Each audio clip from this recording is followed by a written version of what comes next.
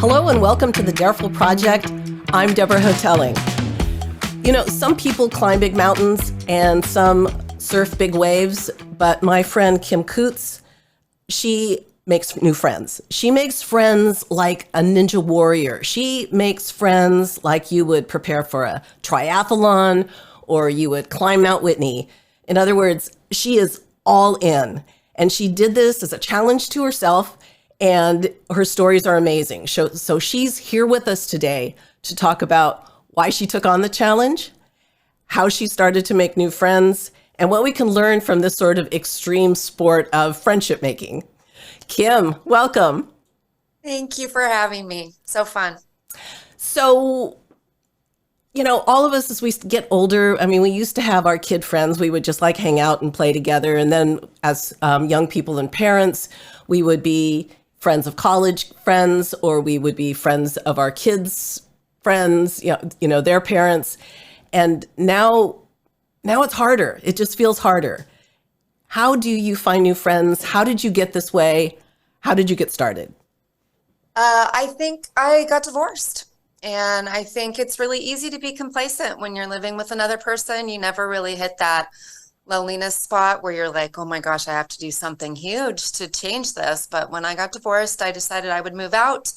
I ended up all the way up in Portland, sort of accidentally, and I was going through something and completely by myself. So I decided I needed to do something about it, and I dove in my typical fashion. I have a tendency to overshoot things. I either don't do anything at all or I do too much. So I probably did more than I needed to, but I learned a lot and have kind of kept doing it. And I will say, I listen to a lot of podcasts like yours, which are amazing, but I was listening to one the other day on goal setting and how we achieve goals. And they really recommend that you can only achieve one goal at a time. And you really need to focus on one thing and write down all the verbs of the things that are required to do it. So I definitely go through phases where I focus on other things, but I am back in a friend making mode right now. So it's definitely one of my top goals I'm focused on again at this time. And listeners are going to go, yeah, we're all about friendships. I like making friends too. But I got to tell you guys, we're not even in the league of Kim.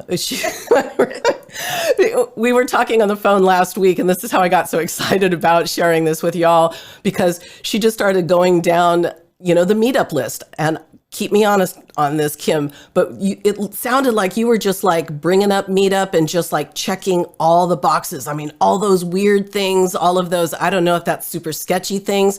You were in, right? I am in. Meetup is odd because it's a really amazing tool, but I also view it kind of like online dating, and it's a numbers game or a sales funnel, as a lot of people might look at it. So I figure I have to join probably 20 meetup groups. I'll go to 10 or 11. I'll like 5 or 6, and then I'll maybe make 2 or 3 friends from one of those. Because a lot of it, you know, you want it to result in 5 great new friendships when you show up, but it's not that easy. And when I was thinking about it before coming today, I realized that I actually haven't made a lot of long-term friends from my meetup groups that I've been in. But I do think that it spurs an energy and a focus and an intention that sort of puts that energy out in the world and then makes other things happen. Friendship is kind of that magic, you know, that you get to meet somebody and you connect and you like the same things. And I love that energy. And it doesn't always happen because of my meetup groups, but I do think that it puts that energy out there. And then that magic happens where I just happen to sit down next to the right person in a bar, or, you know, meet someone at work or on public transit, whatever it is. I think it sort of sets that intention and helps you find them, even if it is in other ways.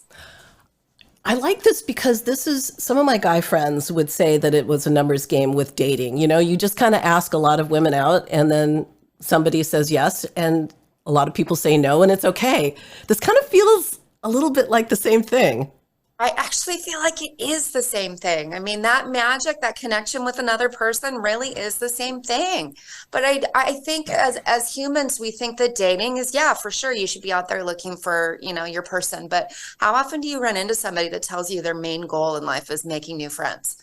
people just don't really prioritize it, or like they want it, but they don't really plan and go out to do it. And I do think there's still a little bit of a stigma to it that if you say you don't have enough friends, there's something wrong with you and you're a loser, or, that you're supposed to just collect them in life and they stick around forever. And in my case, that just, that hasn't really happened. I have some great friends that moved away and we're certainly still friends, but I don't get to go out and hang out with them. So and then particularly when you have big life changes, I think you need to replace some of those friends. And I found out there was a lot of couple friends that were uncomfortable for some reason or another, and I still haven't quite figured that out. But being friends with someone that wasn't in a couple, and I just didn't get invited to things for, 6, 7 of my friends just immediately quit inviting me to stuff. So, I had to figure out a way to replace that.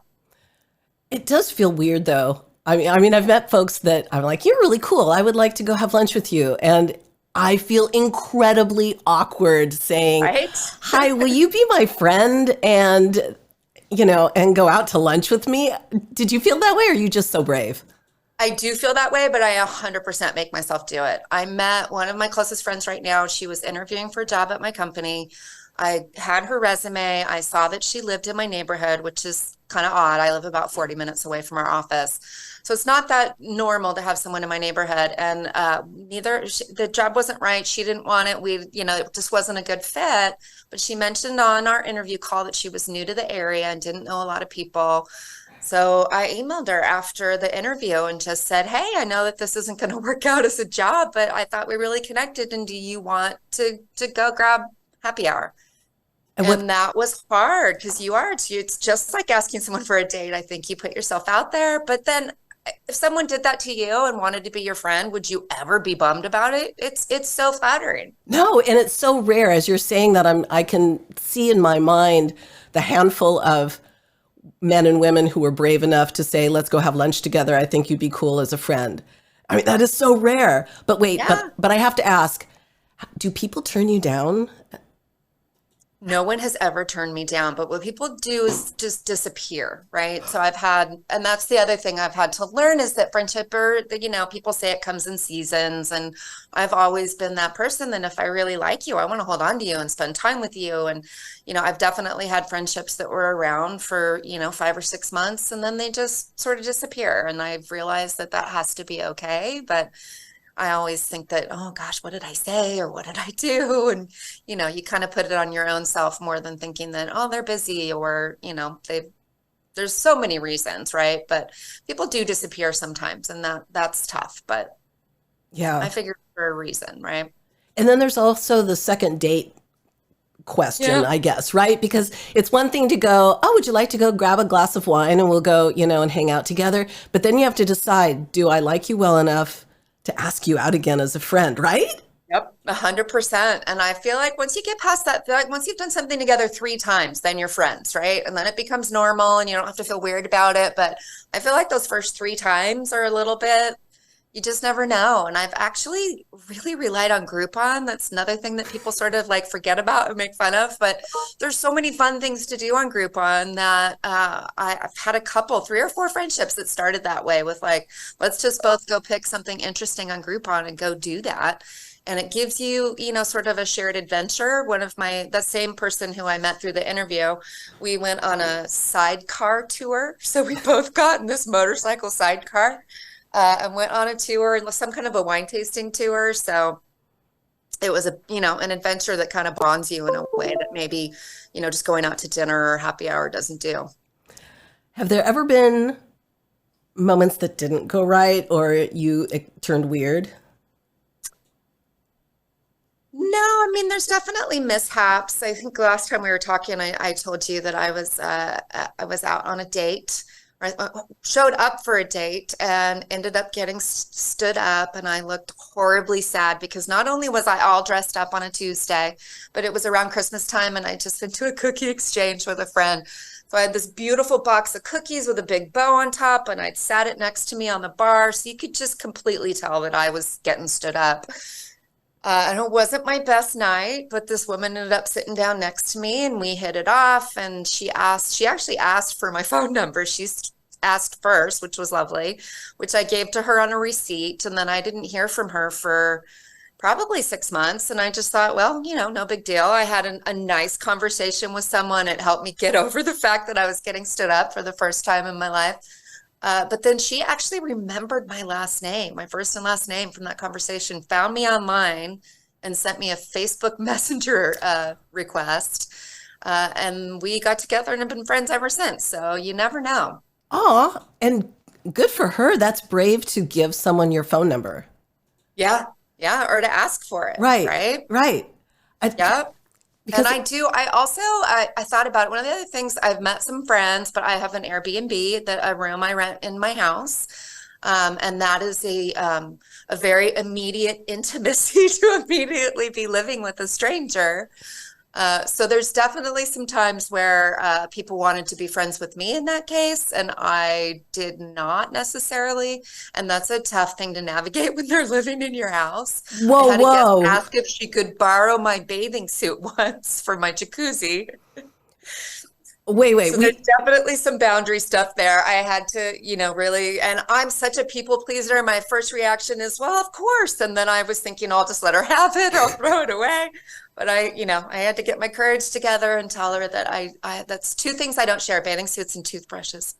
But wait, we just have to double click on this for a sec. I just want all of our viewers and listeners to check in on the fact that Kim rents a room in her house because she can meet new people. Again, to that extreme ninja warrior spirit for friendship. Because if things don't go well. I'll be honest though, I do it for money. People don't, I'm not entirely crazy. I'm not that all in. That was also part of my divorce and making sure that I could cover my expenses. And when I moved out, when I got divorced, I lived in 17 Airbnbs in a year. So I saw the other side of it. And then I thought, well, this isn't too bad. So I did start doing it when I got home. So I do it primarily for the money, but also it is a great place to make friends. I've had one woman that stayed for a year and a half, was only going to stay for a month, and she definitely became a friend. And then another person that ended up staying for 5 or 6 months. So do you interview, I need to know so much more about this. Do you interview people in a different way then if you know that you're going to be opening up your home in this way to them? For the most part, people will book short term and then end up wanting to stay. So by then I already know them and I know that it's good. Because if you were thinking about the old ways that people used to choose roommates and that type of stuff, you would get together and talk to each other. And so for the most part, people, the woman that stayed for a year and a half had booked a month and then just asked if she could stay. And the other one was a friend who's a soccer player that had made the team here, moved into team housing, and then just hated it because he was living in the living room.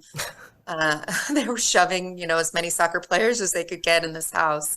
And he couldn't really focus or be the best athlete he thought he could be. So moved back into here so he could have some quiet and space. Oh, that actually sounds lovely. Like a grown-up, all the best of living in a dorm without the crazy. Right? That was amazing because he would bring the full team over here at lunch and they would use the pool and rest during tryouts. And I did not hate having a soccer team in my backyard. Well done. Well done. Yeah, not bad.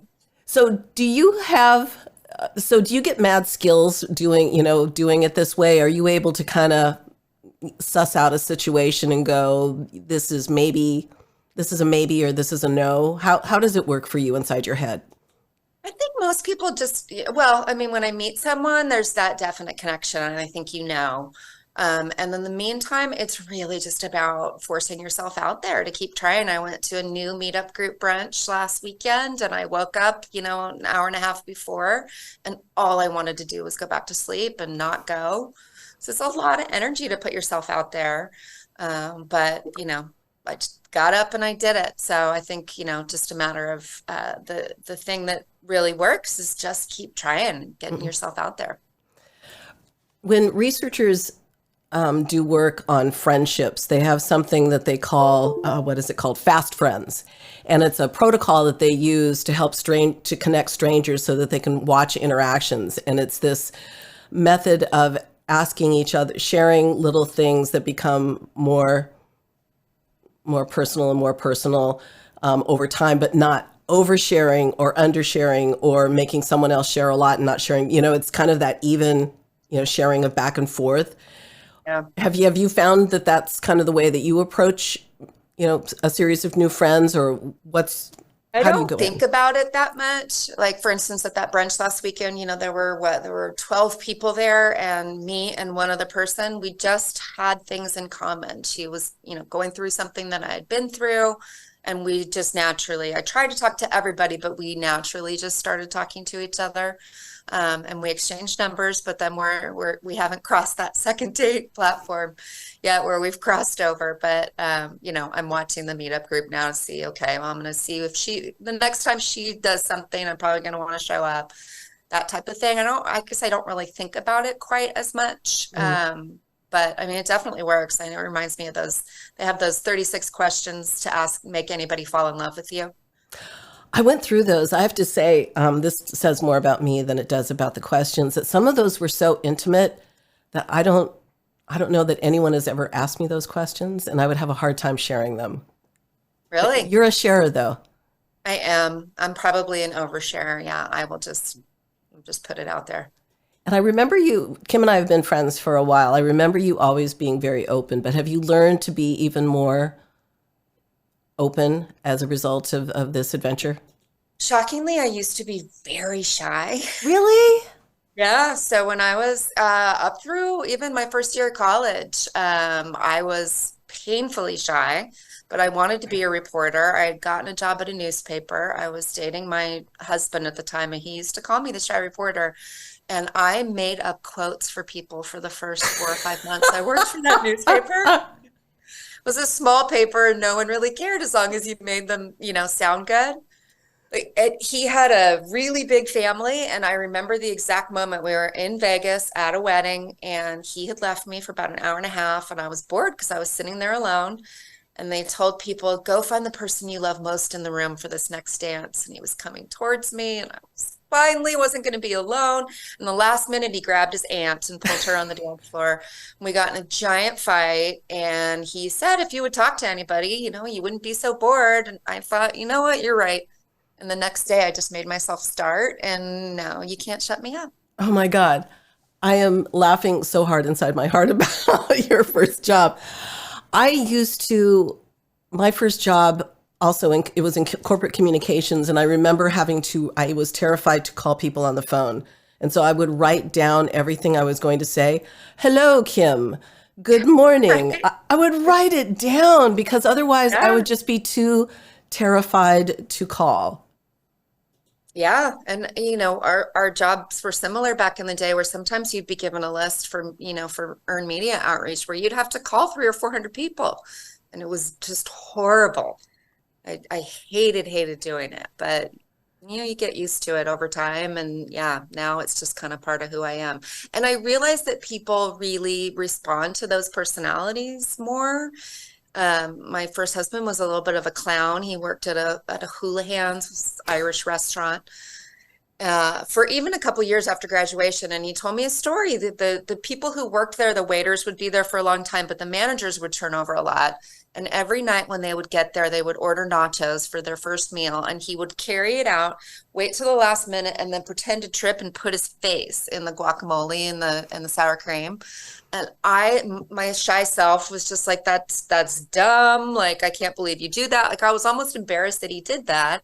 And then in watching him and how he interacted with people just love that. They love you to be goofy and self-effacing. And I noticed that people liked him better than they like me. So even though we're divorced, he taught me some really important skills. And I definitely changed because I realized that people just react to, people that are a little bit more open. A little bit of face in the guacamole never hurts. Exactly. Nobody ever minded. People thought it was funny. So Oh my gosh. But tell me, all right, could you list for me some of your top 10 meetups though? when I was What, in Portland, they were more interesting, a little bit stranger and in great Portland fashion. And I loved Portland. But I joined the Strange and Unusual Women of Portland. And we went on a tour to a devil museum. I went to sex yoga, talking about oversharing, and that was held at a midwifery, and we did 10 minutes of interpretive dancing at the beginning. Oh, I don't know what would be harder to Here, do. I joined a cold plunge group that does breath work and goes into the ocean, dragon boat racing, whatever it is. I like the stranger the better. I'm one of those people that has my hobby is trying to find a hobby. So I try things and I do it for 6 weeks and then I realize I don't love it and I move on to something else. So I'll try anything for a little while. So I did dragon boat racing actually in Portland and I'm trying to start that up again here. I joined the Meetup group, was all excited. And then a week later, they said it was shutting down because the organizer had disappeared. Oh my God. So God love anybody that organizes a meetup group because so far that's sort of been beyond what I've been willing to do. But I am thinking about starting my own group now. So Wait, so what would your group be?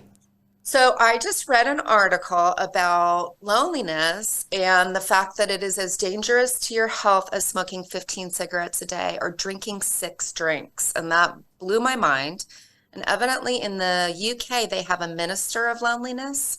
They've actually appointed a government position to try and fix that because you would imagine it's going to cost a lot in healthcare costs. And they do these things called glamour parties. So once a month, they invite the entire community and you dress up in your best outfit and just show up to a potluck.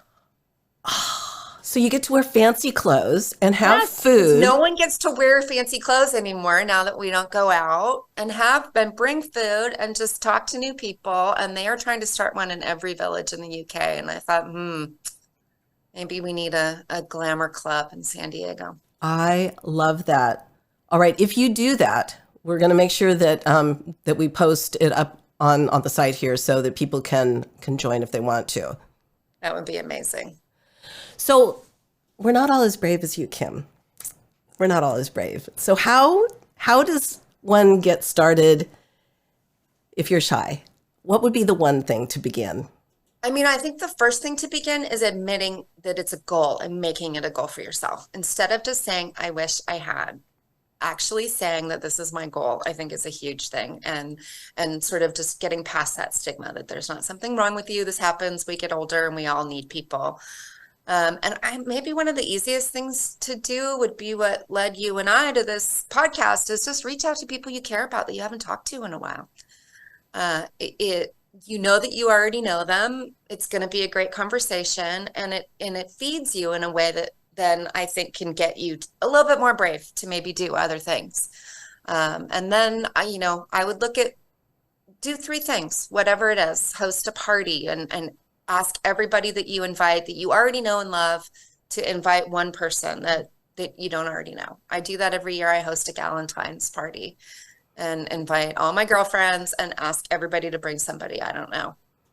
So that's one way you can do it with a core group of people that you already know. Or get one of your friends that has the same goal to show up to the meetups with you. That makes it a lot easier. So there's there's club sports. There's a lot of things that you can do, short of opening up an Airbnb in your house, which is probably the furthest you can go. But, start something from work. Those people, you kind of have a sense for who you like. Our job had a movie club. Some people go out and see horror movies together, or, focusing on those core interests. So, you have something in common generally makes it a little bit easier. And seeing a movie, you don't really have to carry on a conversation that whole time. So That's true. I have some very, very outgoing friends and they have so many friends. And so sometimes what I'll do is just ask to be part of her friend group. And then I automatically have all of her friends too. yes, I do hate it when you invite your friends into your friend group and open up your friend group and then they don't do the same thing. Yep.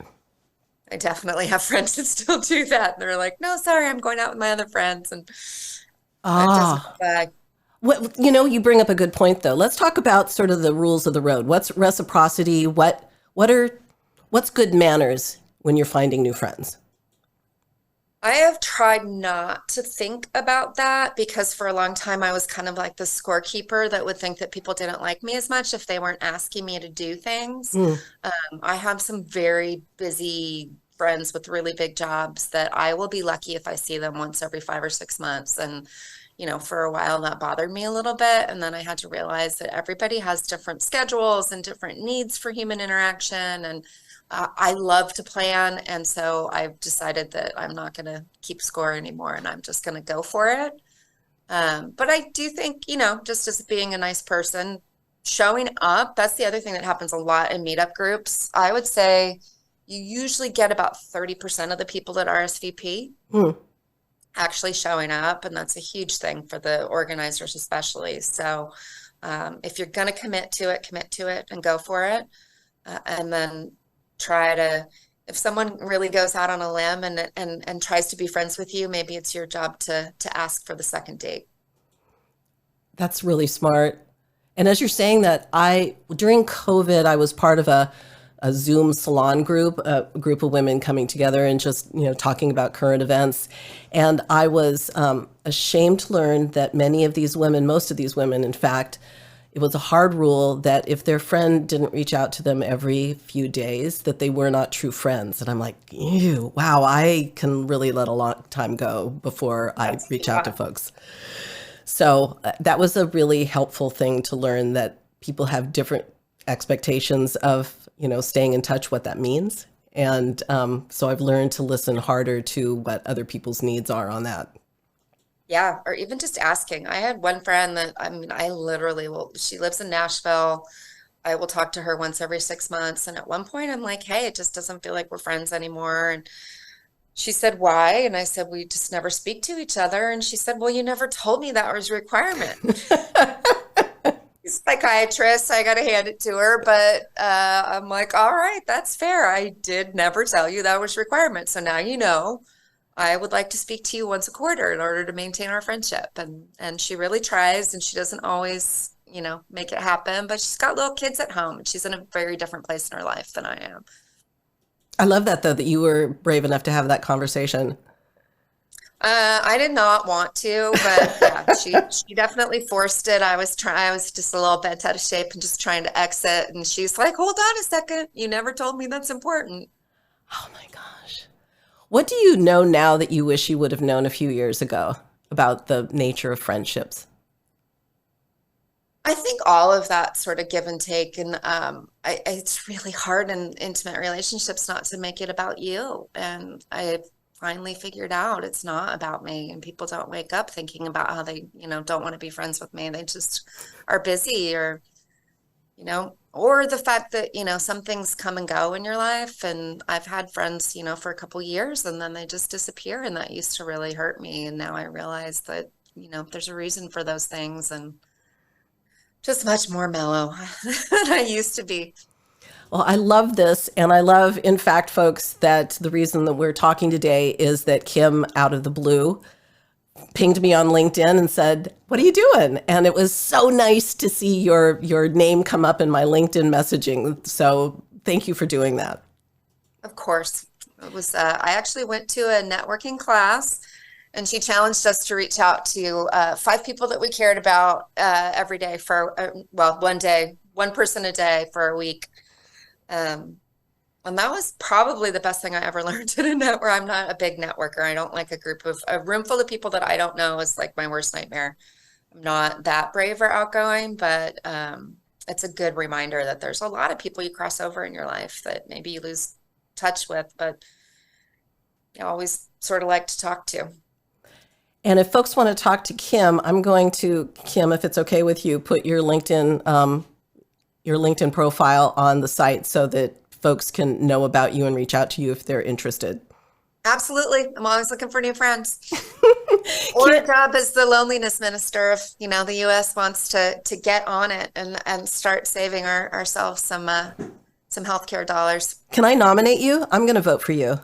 Thank you. I think that would be amazing. Or maybe we can start in California. I actually work in mental health, and nobody is talking about that. And I don't understand why. It's really interesting that this is an issue that we know how to cure, but we can't figure out how to make ourselves do it.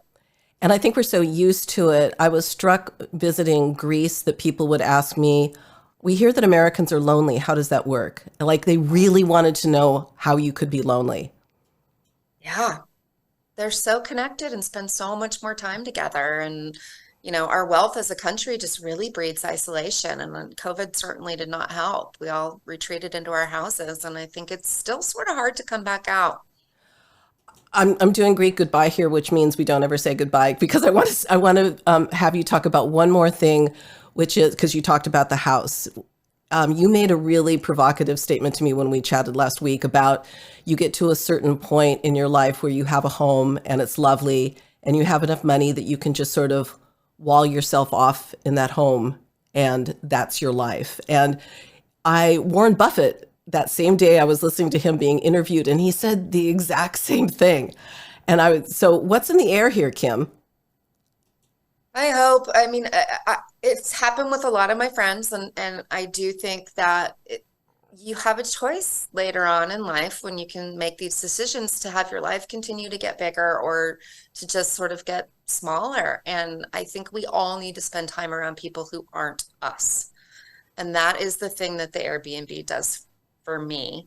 And most of my family, my friends think I'm nuts. You're letting a stranger in your house. I'm a single woman and I'm here alone. And I have never been a big rah-rah, I love all people person. But I will say that after doing this for 4 or 5 years, it has been an amazing experience, and that 97% of people are amazing.